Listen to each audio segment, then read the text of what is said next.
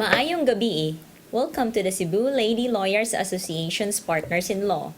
Karong gabi, mag-uban na usab kita sa usa ka oras na diskurso may tungod sa balaod ug mga importanteng issues sa katilingban. Karong gabi atong panaghisgutan ang investment scams. Ug unsaon nato pag-identify kung investment scam ba kini ug unsay buhaton nato kung kita na biktima niini. Pagkaron, pag-aubanan kita ni Commissioner Kelven na usa ka commissioner sa Securities and Exchange Commission ug siya former Assistant Secretary of the Office of the President. So, maayong gabi. Good evening. Hi, Attorney. Good to see you. Thank you for inviting me here. No, it's always fun pupunta dito sa Cebu. So nagpasalamat gud mi ngayon yun luparan lang gyud diri para lang mo cater sa among imbitasyon. Syempre, that's part of atong mapahibaw ang mga katawhan nga naaning investment scam kung unsa atong buhaton ug unsa atong dapat nga likayan kay daghan kayong tentasyon niya dayon kung ano da ito giscam ra di ay ka. Tinuod po. I appreciate nga the chance na mag-anhi sa probinsya to a big province sa Cebu to be able to explain nga yung mga problema in relation to financial scams, no, like this mga investment scams. The commission naman talaga is trying very strongly to do financial literacy programs and to talk to everyone, kaya kwento to sa lahat. And I take this as a very good opportunity na pumunta dito sa Cebu to talk about this topic. Mao da ay so attorney, ang Securities and Exchange Commission ang pagkahibaw sa mga ordinaryong mamamayan nga kuan na ni siya kanang siya may kuanan nga maghimo og corporation. That's true. Ang That's one of our investment powers. Scams kay part po dahil sa inyong jurisdiction di ay? Correct. Kay under the Revised Corporation Code, under PD 902-A, we are the primary regulators kasi of the security market. We're also the primary regulators ng mga korporasyon, things like that.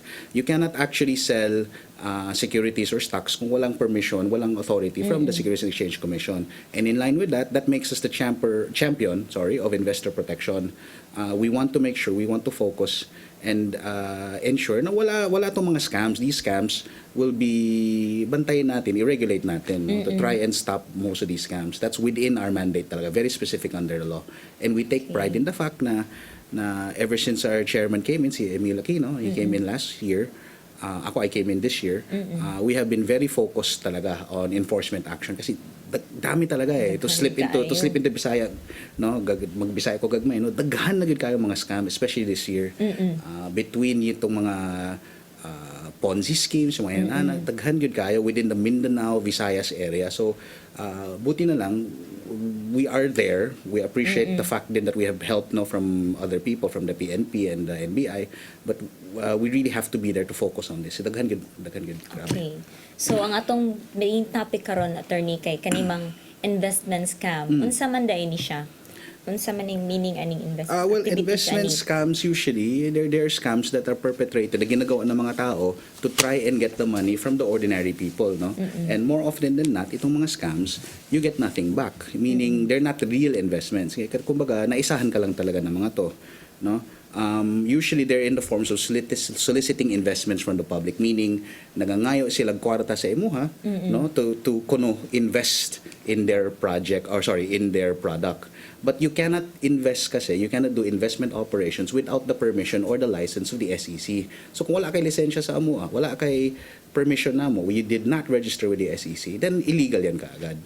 That is an investment scam. Marita sa katungingon mo, attorney, nga nangayo sila kwarta. So nangayo sila kwarta but na sila gihimo para mohatag ang tao og kwarta. Usually, so yes. nag-employ sila og any usually fraud, no, fraud, nagabakak sila, deceit, no, they lie, they tell you one thing to get your money from you nga talaga.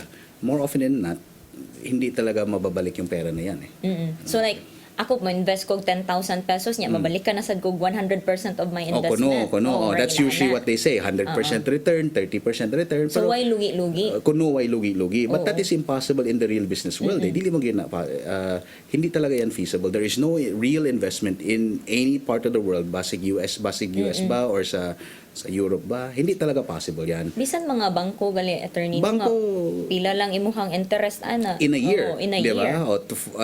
If I recall correctly, mga 2 to 3% a year lang, annual na. And then you're suddenly talking about investment products daw na kuno 30% a month ang return, 50% a month ang return. How is that even remotely possible? Wala, good. That's actually a very big warning sign na kaagad na if ang pa-promise nila 30% in a month, 40% in a month, and consistent yun every month, alanganin na yan. Ang 30% pag yun naman, okay. For example, ikaw kinaunhan ka, sumahatagan ka na, kaya nakagipasud nga lain. That's another kind of scheme. That's also another kind of investment scam. That kind usually is called pyramiding na, no? But yes, good. That gets even worse, no? So there are Ponzi scheme, pyramiding scheme, things like that. So kaning Ponzi scheme o pyramiding scheme, attorney, unsa man day ilang buhaton ani? Like pasudlo nila lain-laing mga tao niya. Then patungan nila kung pila imong makuha nga mahatag nga tao na kay percentage ani. That usually is pyramiding. Let's make a difference lang sige, sandali, sige. no? Kay both Ponzi and pyramiding schemes, both are illegal investment scams. Pero ang Ponzi scheme usually invite sila sa imuha to join the investment with the promise na naay return mahatag sa imuha. So that's usually what happens here. Pyramiding scheme naman, ang focus lang ng pyramiding scheme, mag-recruit ka lang. Sige, kag-recruit, sige, kakuha tao, and then from there, like you said, you get a percentage of whatever pag-recruit mo. That's the pyramid scheme. Both of which are investment scams na bawal kasi there's no real return. There's no real investment being made. So kumbaga, ikuha lang yun ang kwarta nimo. So, alanganin talaga siya. Kaya kasagarang naibawaan sa mga tao manggod, pyramiding. Nga naray downline. Pero kanang Ponzi di ay, bisan wala kay downline nga ihatag. Basta mo hatag lang kag kwarta niya. Why any in return? In theory kasi, yung paghatag nimo kwarta, it is an investment in whatever product they are creating. No? So that one makes it a Ponzi scheme, and that one, you cannot do that pa rin kasi it's a form of securities na the securities action, which requires, once again, permission ng SEC. We don't allow naman yung mga ganun kung yung ganun na sobrang large return, and tapos walang basis yung business mo to generate that much return, walang way to make that much money, alanganin talaga yan. So we strongly advise na kung sobrang taas yung return consistently in a month, there's something wrong there. Magpa-advise ka, magtanong ka sa SEC, magtanong ka sa lawyer mo, sa accountant mo, stockbroker, whoever. No? So nakadiscuss man ta ni attorney og securities. Unsa man day ni ang securities? Ug unsa example ani? Well, securities, parang shares of stock, no? Securities are essentially any shares in a business, no? Whether it be in a corporation, in a partnership, things like that, that in theory will help you generate income later on and show that you have a share in whatever company. Now, securities primarily are regulated by the SEC din. So this is where we come in again, no, na it's under our jurisdiction again. So sa securities attorney, makaingon ba ta nga ang kanang ilang gihatag ka makapalit kag baboy, security ba na? Kapalit kag motor. It depends, no. Syempre for us, the fact that you do that as an investment, and then yung part of your investment is nag-invest ka daw with the baboy. Pero wala nila nakuha. Technically, wala nimo nakuha kasi you only get a share daw kuno of the baboy. That we consider that as a form of investment. And yung if it's a form of investment, you have to have our permission. And a lot of these, no, I won't name names lang muna, no, pero a lot of these companies that do that don't have our permission, which makes them automatically illegal. Okay, so kaning pag-invest nimo og inaani nga mga butanga kung di nimo makuha ang product, that means nga ni-invest lang ka sa ilang securities. Correct. In So, a for share of example, whatever, we share in a duck ba or pig, marami pig ngayon, goats recently, mga paiwi system. Chicks, yung mga ganon. Motorcycle. Rice, recently may rice din. So yung mga ganon, and you supposedly don't get anything in return except the fact na may share ka na doon, and then after that every month may pera kang pumapasok. Something's wrong somewhere there. Mao gyud. Especially if you notice na wala gyud permission namin.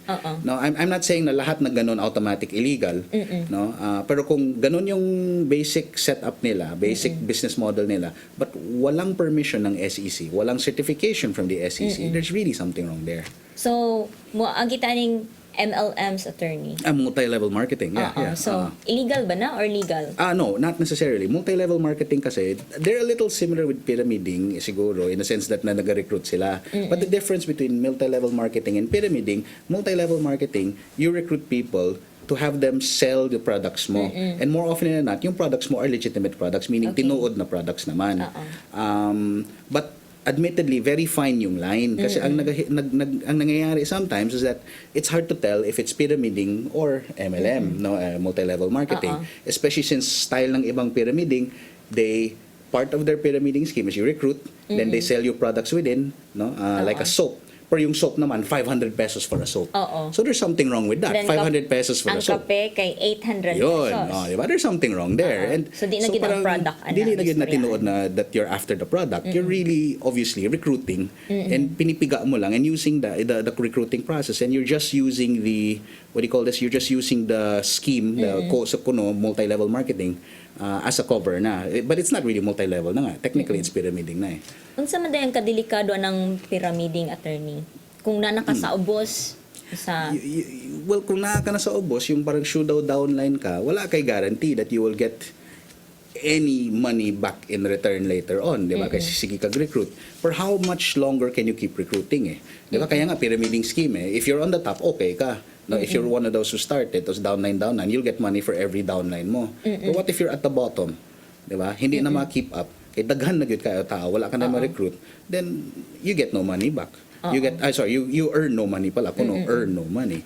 Man talaga. And sasabog yan sooner or later. Actually, medyo mabilis mo sabog din yung pyramiding scheme eh. Meaning, since wala nang mangyayari, wala nang pera maiikot ng yung sa taas, then suddenly, masisira yung company. Mo na problema, attorney, no? Kay kung dili gali sa registered na mo baligya silang securities, ang SEC dili maka-regulate nila. So anytime pwede sila, okay, bankrupt. Or wala na may kwarta mo, larga na sila. That's one way of looking. Pero precisely why kailangan nila na mag-register with us yung mga ganitong companies, because we will be able to tell when we give out the secondary license through the registration statement whether or not their business model is legitimate, meaning legal ba o dili. You know?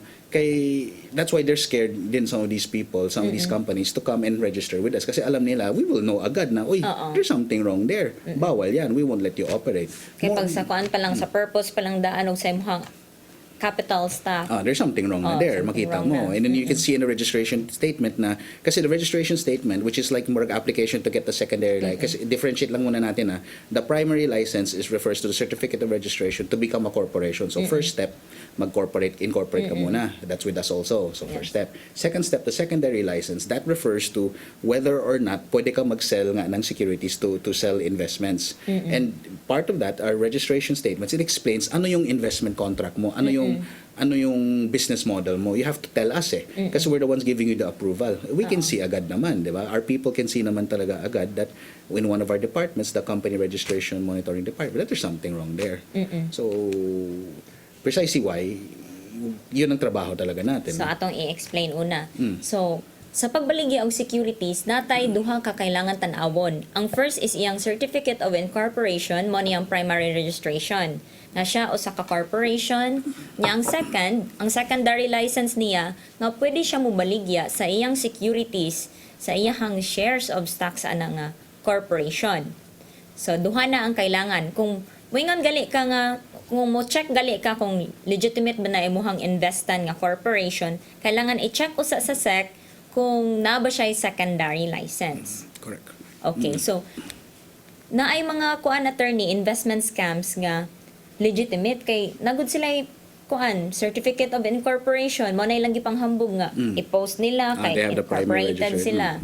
So mao ba na ang atong gitawag nga although na sila securities nga certificate of incorporation, dili gihapon madala kay wala sila secondary license. Correct, So correct. pangitaan.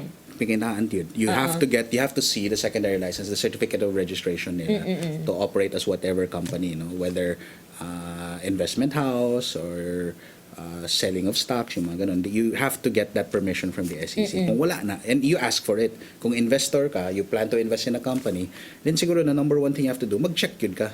Find out kung naabay certificate registration, like the primary purpose nga. So, ma-check primary ba na to, attorney? Yes, you can come to the SEC, or you can, when you talk to the company itself pala, before you come to the SEC, you could talk to the company itself, ask for copies. Ngayon kung copies ba of the certificate of registration nyo and your whatever licenses nyo to operate. If they can't give it to you, something's wrong na. Okay. Diba? Usually, they should be able to show it to you.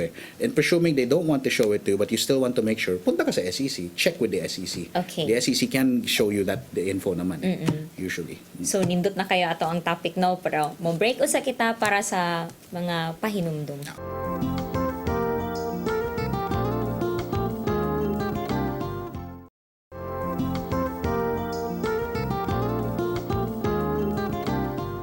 Welcome back. So, ganina attorney no nakahisgot ta atong primary registration ag secondary registration. So, mubalik ta ani nga ang mga investment scams ba registered ba na sila or dili? More often than not, dili sila nag-register. Kaya they know nga, once they register with us, we can tell, our people can find out kasi that alanganin sila. But a lot of them, they register as a corporation. So just so we're clear, no, they register as a corporation para may konting legitimacy ko, no? And yun nga ang pinapakita nila, register kami sa SEC.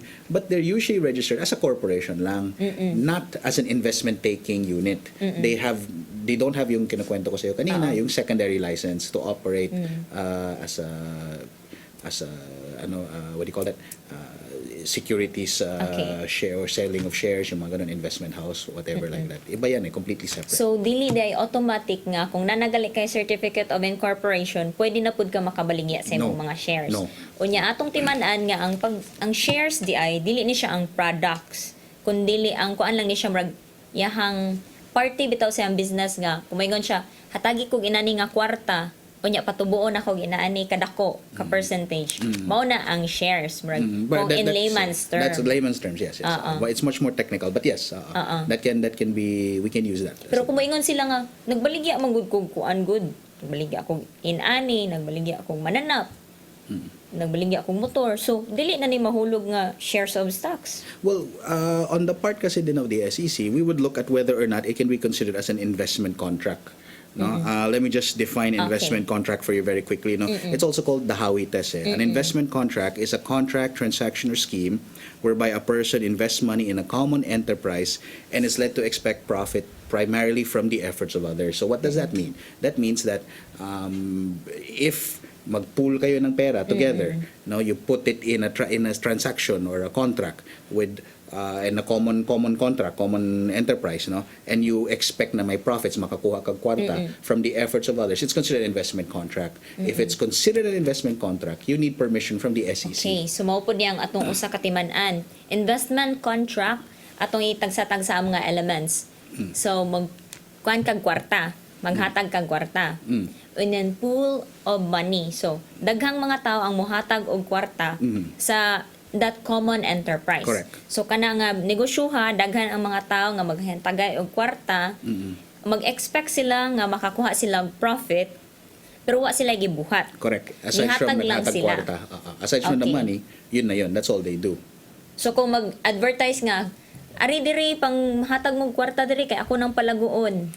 Nya daghan ang muhatag po. If you go in that direction, kung kana ang himuon sa mga tao, then that company, whatever companies that's doing that, requires license na naman natin. They have to register na naman with the SEC. Okay, na investment contract. Correct. So kung na investment contract, mangayo sila secondary license sa SEC. Correct. Okay, clear. Correct. So unsa man dining mga red flags na atong timan-an attorney para makasabot dayon ta nga kung anday ni siya investment scam day ni? Well, usually investment scams, makikita mo that it's an investment scam. If you can, like I mentioned earlier, there's a high investment return with little or no risk. No? So Example, it means, attorney. 30%. 30% per month of your initial na pinasok mo na pera, you get that agad every month ko, no? That's too high. No, if banks can only offer you 1 to 2 I think it's 3% now, 2 to 3% per annum per year.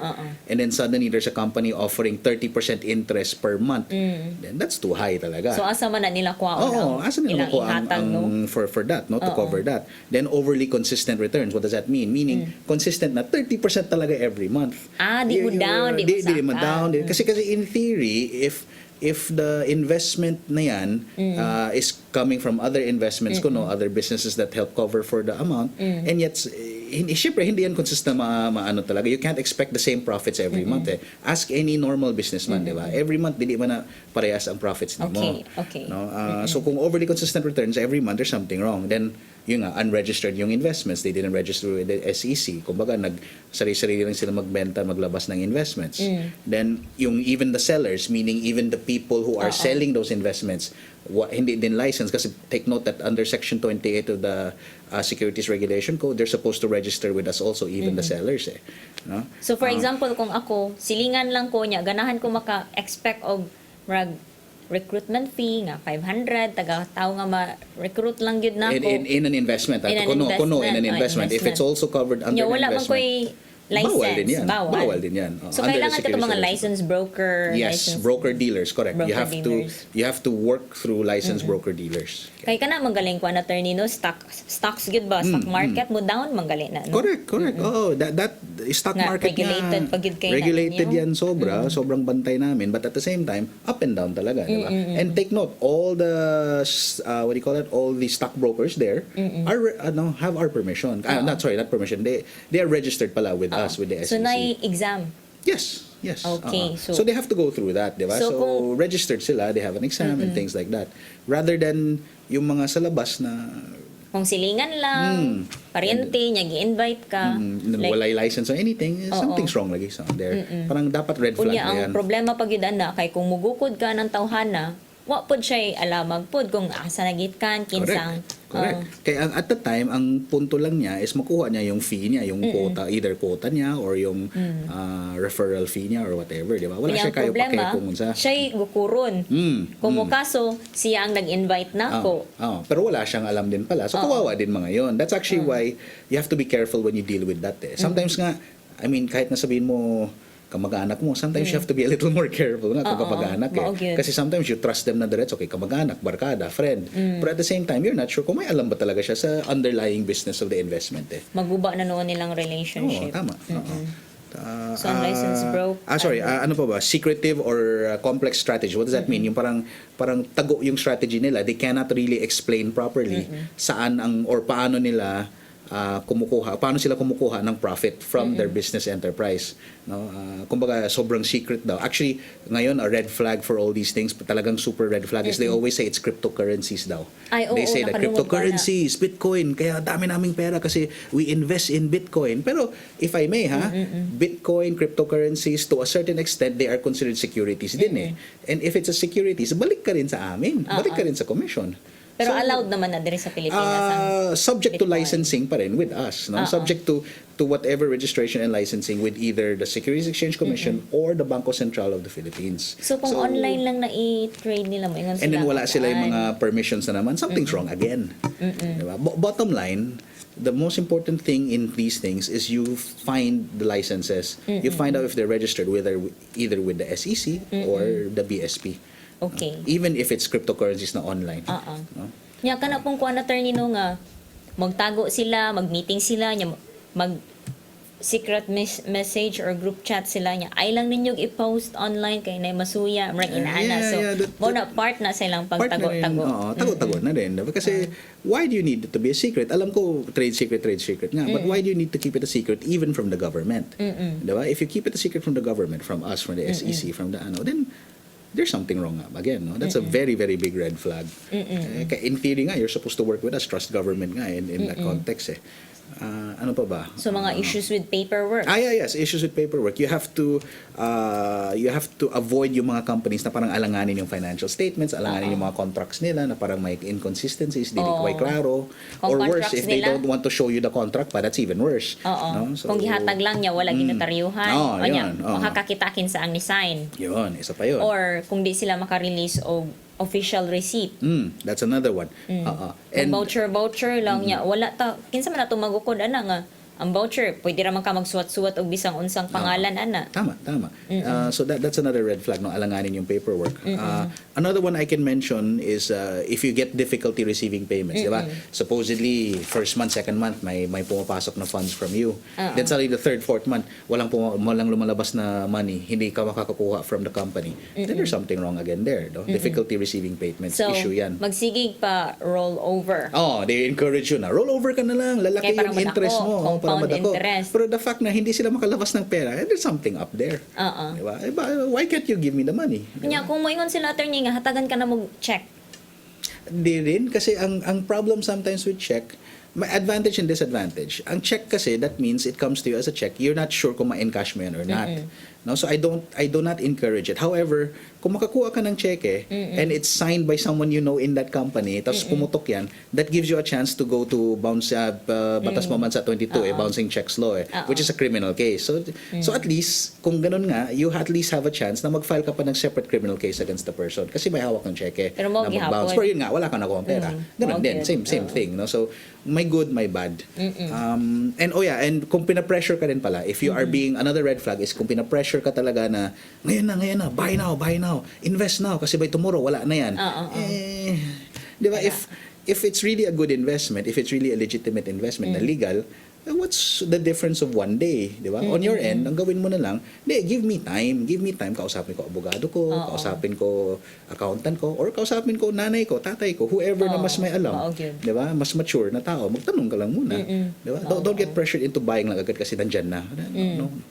Pero kanang ilahang ko anan attorney ba kanang mo search sila daan ba naman na sa internet no kanang mag-sec.gov.ph Yes. nga ma-check nimo kung kinsa ang registered nga mobaligya og mga shares of stocks. Correct. You can look at it www.sec.gov.ph, no?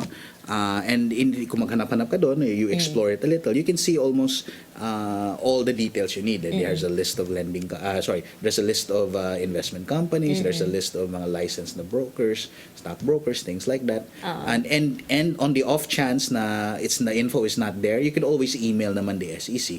No, we have we have email addresses for people who will help you or who will answer your questions. Or kung alanganin yun, you go to the SEC office. Here na ay extension office ng SEC, the Cebu extension office. You can go to them, ask them questions, or kung nasa tama-tama, nasa Manila kayo, you drop by the Manila office, come see me, pwede naman din. Sa PICC. Sa PICC, come visit me if you want, pwede naman. So, kani attorney nga, nibuto man gyud ning investment scams nga, dungan-dungan gyud silang tanan. Ano, unsa man yung difference before nga investment scam o karon nga investment scam? Well, mas mabilis kasi ngayon proliferate, parang mas mabilis mag-expand sila because online parang the internet is the big game changer. For instance, I'll name names if you don't mind. There's this one called Kappa na talagang daming problema. They expanded so quickly because they had so many supporters online, Facebook, YouTube, saan pa ba? Twitter to a certain extent. Very fast. Online talaga ang naging recruiting platform nila. Everyone heard about Kappa online.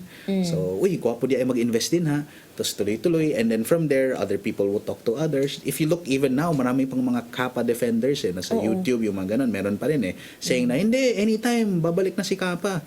That was the one we talaga worked very hard on shutting down kasi that was the one that was expanding so quickly and affecting the lives of so many people.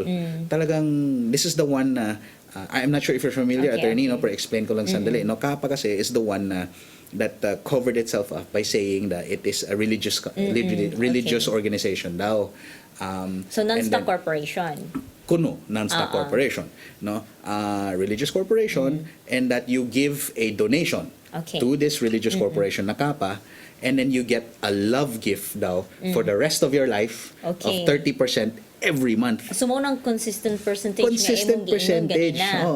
na mataas. 30% per how will you generate that much money to pay back all that in a certain amount of time? Kwarta nga ikahatag niya nga 30% attorney. More or less sa baba yung mga it's a Ponzi scheme na naman from new investors, from whoever new comes in, tapos iniikot niya to give to those who get 30%. But in the latter half of its life before we shut Kappa down, no, marami actually were encouraged to roll over yung kinakwento natin kanina. Roll over mo na lang. Kasi nga, para lumaki yung investment mo. So, And then actually, one of the red flags din, if I may bring it up, no, is that they always said kasi in public nga, we invest in cryptocurrencies. Pero wala namang basis, wala namang proof na nag-invest sila in cryptocurrencies. And then second, they always said na marami daw silang businesses. They have 30 plus businesses. So we checked the 30 plus businesses.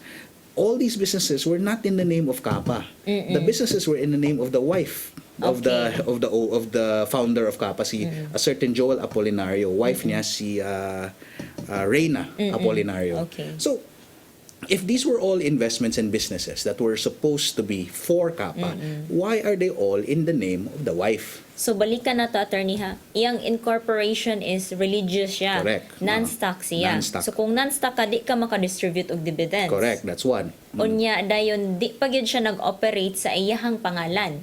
Kay religious man siya. So, big, kung ano gyud kay na, questionably na gyud kay na. Oo. Alanganin talaga. Oo. So, but siguro kasi mataas nga yung returns, and a lot of people were happy when we finally shut them down because illegal nga yung operations nila. We got a lot of parang maraming galit pa sa SEC at the time. Okay. Maraming ding galit kay pero a lot of people forget na si Presidente mismo, Presidente Duterte mismo, nakita na to itong Kappa na to, and he announced in public and said that illegal yan, scam yan. How is that possible yung 30%? Okay. I-shut down nyo yan. Nag-announce nga siya na i-shut down. Kaya nga na-raid natin yan the SEC, NBI, PNP talagang renade lahat ng mga Kappa na na branches Kay kung wala pa lang to nakitaan, wala pa lang to gi parade na, mas daghan pa mas sila daghan ma-affect. Oo, kasi right now ang nabiktima a certain number, marami na rin, marami na rin. But it would have gotten worse kasi lalaki lang yan ng lalaki. Baka nga for all we know. Kasi right now the primary na mga biktima nasa Mindanao no? Had we not stopped it, baka marami na rin sa Luzon, sa Cebu, yung mga ganun. So So, speaking of kuan attorney ba nga, ang mga tao sa SEC kay wag kamo mo'y gi-blame. So na koy mga kaila sa SEC nga man sila din nato magdag pag hawa na to sa office atong kuaw na nga atong ID kay basin puspusan ta dira sa mga Kappa kay kitay nakaingon nga nung nawagtang ilang kwarta kay gipa-close. But they were doing their job. Trabaho yun and it was their responsibility to stop what was in effect an illegal scheme. Illegal kasi, and you cannot just allow something like that to continue without affecting even more people sa baba. Kawawa talaga kasi. Okay. So that's one thing that has been always on our radar for the last few months itong Kappa na to. So naglami gid kayo atong istorya pero mo break usa ta para sa pahinumdom.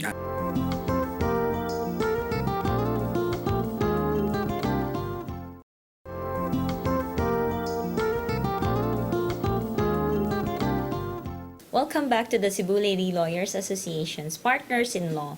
So karon naputol lang atong istorya dito sa katong Kappa Sa Kappa, attorney. yes. So siguro I forgot to mention din pala attorney kanina, aside from the fact that yung mga negosyo, kasi diba they were saying daghan sila kayo negosyo, they have so many businesses daw. tinuod ba na nga na yung mga negosyo attorney? Tinuod na yung negosyo but none in the name of Kappa. Which in theory, kung gumawa ka kasi ng corporation for the organization, dapat nasa pangalan of the organization. Pero yun nga, as I mentioned earlier, it's all in the name of the wife. Ito pa pala about those businesses. They were all in the name of the wife and they were all siguro barely a year old na business. So sobrang bagutanan. Nahimo to, nanguha pa silang kwarta gikan sa mga tao, usa pa sila naghimog mga businesses, but even though they pa jud under sa name sa Kappa. Correct. And di ba, so mag-isip ka rin. These are new businesses and alam mo, general trend for businesses, it takes a few years before they become profitable to be able to to be able to generate sufficient returns, no? And so you're saying na itong mga business na to, most of them mga gas stations, mga fishing vessels yata, yung mga ganun. You're telling me na suddenly makaka-generate sila ng 30% every month? Di ba? That's too high. Okay. Actually, if you're gonna look in that direction nga, di ba? That means na, for instance, kung may 1 million ka na pumasok this month, somehow, somewhere, Kappa supposed to find enough to pay back 30% of 1 million every month for life. Paano yan? Diba? Okay. So, how will you find the money? Billions na yan very quickly. So clearly impossible talaga. There's something wrong somewhere there. Definitely something wrong somewhere there. Another thing I can mention, no? Kasi, I'm sorry medyo hot kami lahat sa Kappa kasi nga talagang pinahirapan talaga kami.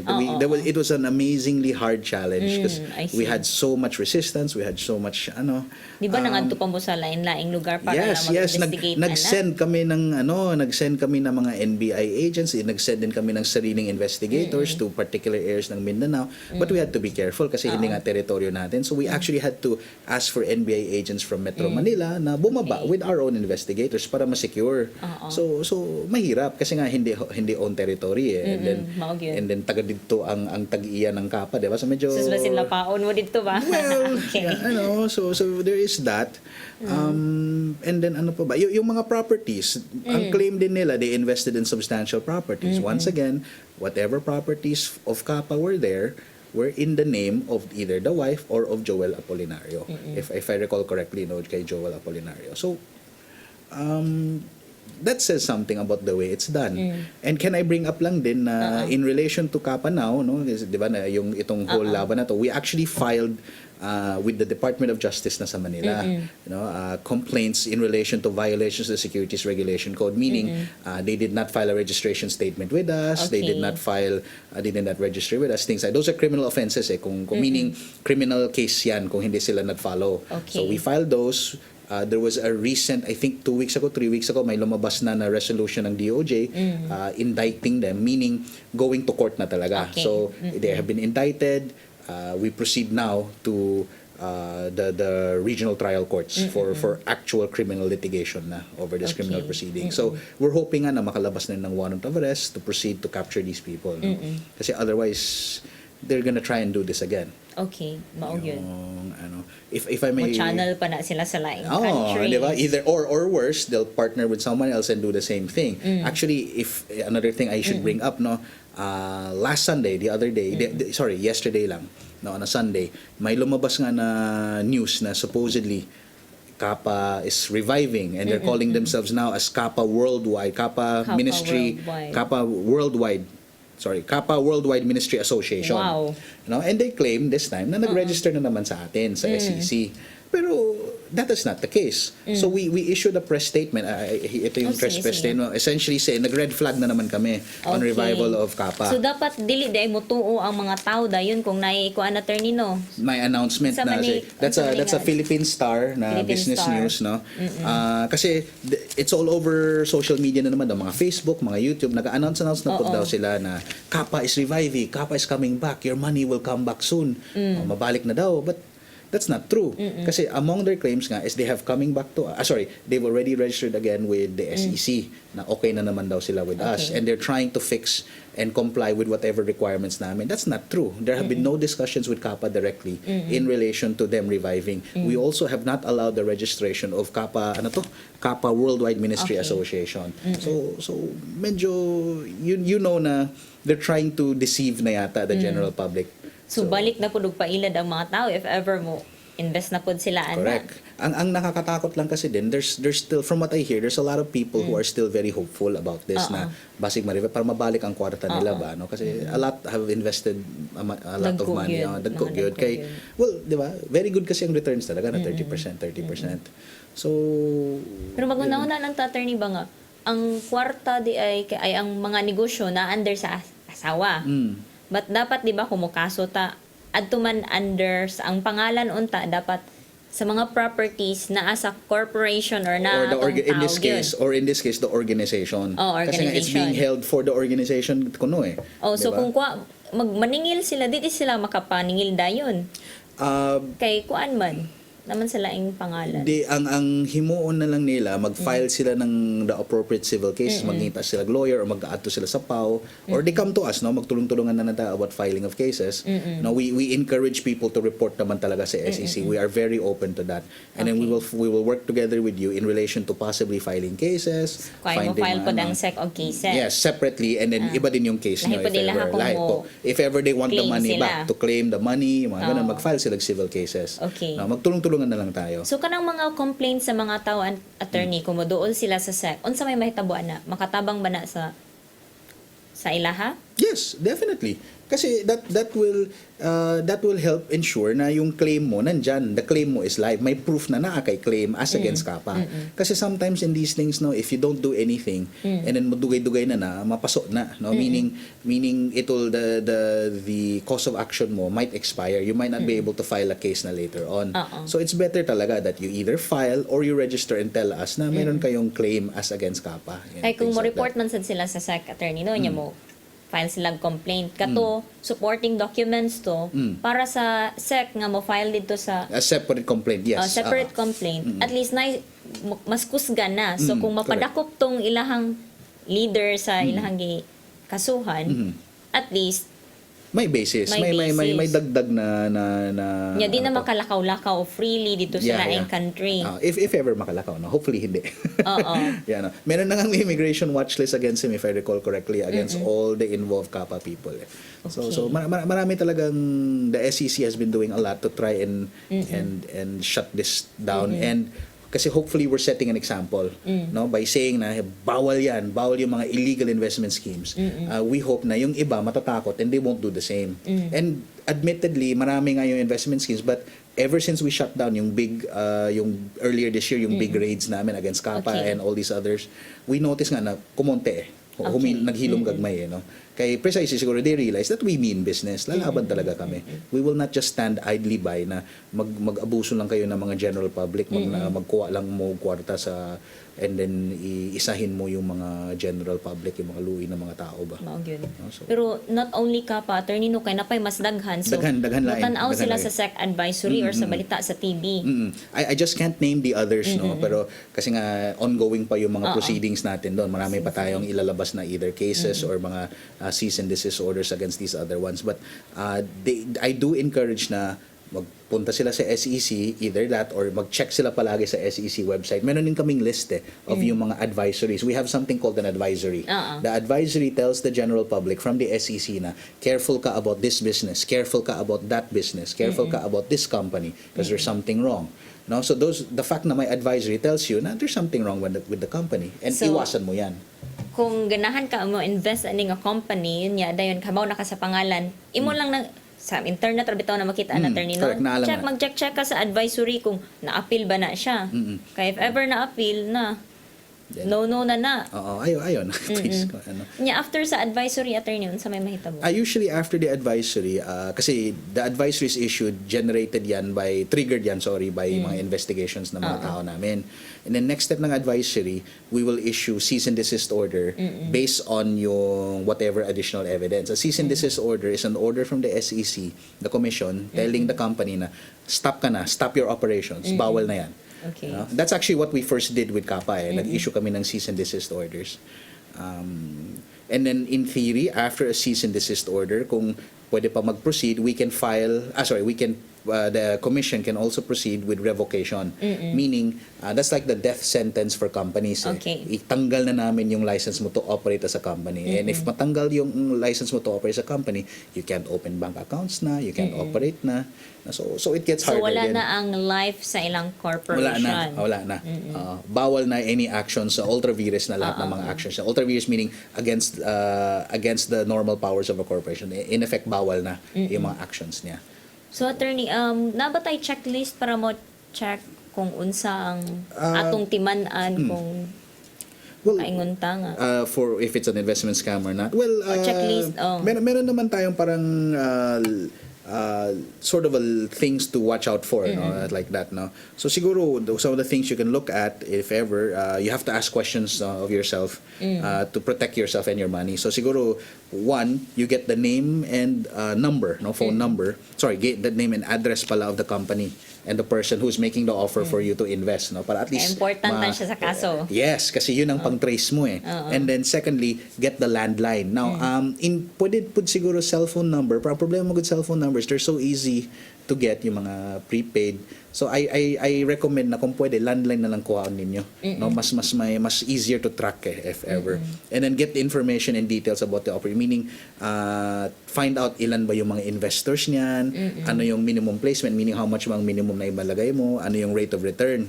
And then ito yung importante, you check if it has a SEC registration number and if they have a secondary license to offer securities, meaning can they yung kinukwento natin kanina, no, whether or not they can sell security shares of stock, things like or investments. And then you visit the website, you check the SEC website, you see if it's included in the list of companies I was telling you about na may either authorized or if it's included in the list of companies na may problema kasi nga na advisory na natin o na CDO na natin.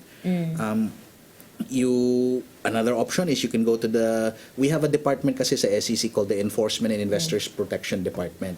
No, they have a master list dapat of all these marang medyo alanganin na companies. You can also inquire with them, no, whether through email or through phone call. Now, ang suggestion ko rin pala, no, as much as possible, do your due diligence talaga before getting into any of this in particular. Malaking bagay that you make an informed decision, which connects to what I said talaga. I check the SEC registration, all these things. Hindi ka padala sa mga dali-dali nga. Sige na, invest na. Oo, yung pressure nga. Wag ka ma-pressure. Wag ka magpa-pressure. Plus, it's there na. Ngayon lang yan. Dapat kunin mo na yan. Kasi otherwise, wala na yan bukas. So, di ba? Sabihin mo, you don't know eh. You don't know. You don't have enough info to decide on that. Alam mo, ingon nga foreign currency trading or mag-invest mo sa stocks, may hatag ang kwarta.